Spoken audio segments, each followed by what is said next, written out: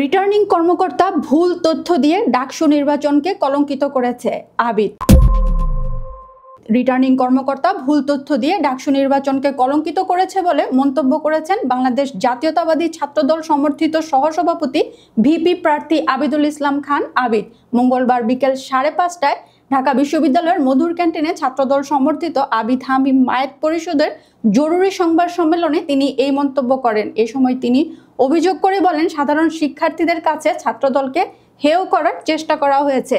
আবিদুল ইসলাম খান আবিদ বলেছেন, আমরা ঢাকা বিশ্ববিদ্যালয় থেকে সুন্দর রাজনৈতিক সংস্কৃতি চালু করতে চাই। ডাকসুর এবারের নির্বাচনে মোট ভোটার সংখ্যা 39,874 জন। এর মধ্যে পুরুষ ভোটার 20,915 জন এবং নারী ভোটার 18,959 জন। ভোটাররা ডাকসুর 28টি পদ এবং প্রতিটি হল সংসদের 13টি পদে ভোট দেন। কেন্দ্রীয় সংসদের পদগুলোতে মোট 471 জন প্রার্থী প্রতিদ্বন্দ্বিতা করেছে। অন্যদিকে হল সংসদের 18টি হল থেকে 1035 জন প্রার্থী নির্বাচনে অংশ নিয়েছেন। অর্থাৎ প্রতিটি ভোটার আজ মোট 41টি পদে ভোট দেন।